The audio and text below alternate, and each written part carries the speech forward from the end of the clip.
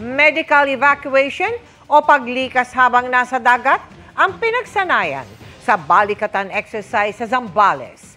Sa gitna niyan, ilang Chinese vessel ang namataan, gaya ng mga naunang pagsasanay nitong weekend.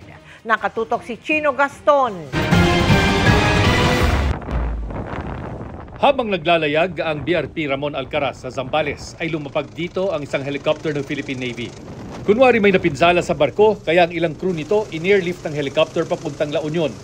Pagsasana ito sa search and rescue operation at medical evacuation sa dagat bilang bahagi ng balikatan exercises ng Pilipinas, Amerika at Japan.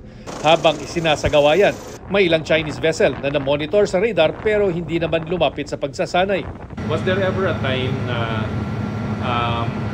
parang nag-interfere sila? We are committed to the ongoing multilateral maritime exercise despite the presence of PLA Navy vessels in the area. The safety and security of all Philippine and allied naval assets participating in the exercise remains as the Philippine Navy's top priority. Hindi tulad ngayon, noong Sabado ay sinalubong at inikutan ng isang barko ng Chinese Navy ang BRP Apolinario Mabini ng Philippine Navy. Linggo naman, binuntutan ang BRP Gabriela Silang ng Philippine Coast Guard. Ayon sa Philippine Navy, 2 Jiangkai 2 frigates, isang reconnaissance ship at isang di patukoy na warship ng China ang nagmasid sa pagsasanay sa loob ng exclusive economic zone ng Pilipinas sa dagat ng North Luzon.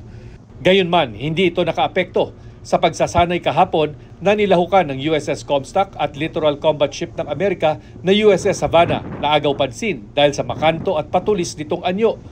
Sumali rin kahapon ang isang surveillance ship ng Japanese Maritime Self-Defense Force na kakaibang itsura dahil sa napakataas na tower sensor nito. Siyam na iba't ibang ship formation ang ginawa ng mga barko ng US at Philippine Navy at maging ng Philippine Coast Guard dito sa karagatan ng North Luzon bilang bahagi ng tinatawag na Division Tactics ng 2025 Balikatan Exercises. Ginawa ito habang nagmamasid di kalayuan ang 3 warship ng Chinese Navy. Nitong Sabado naman ay nag-formation ang mga barko ng US at Pilipinas habang magkakasunod. May formation ding magkakatabi. Sa isang formation, pinagitnaan nila ang barko ng Philippine Coast Guard na tila ba ine-eskortan. Biyernes, nagkaroon din ng live fire exercises gamit ang mga machine gun ng mga barko ng US at Pilipinas. Ilang beses ding namataan na lumilipad sa himpapawid ang mga P-8 Poseidon surveillance aircraft ng US at Japan habang isinasagawa ang exercise. Para sa GMA Integrated News, Chino Gaston, nakatutok, 24 oras.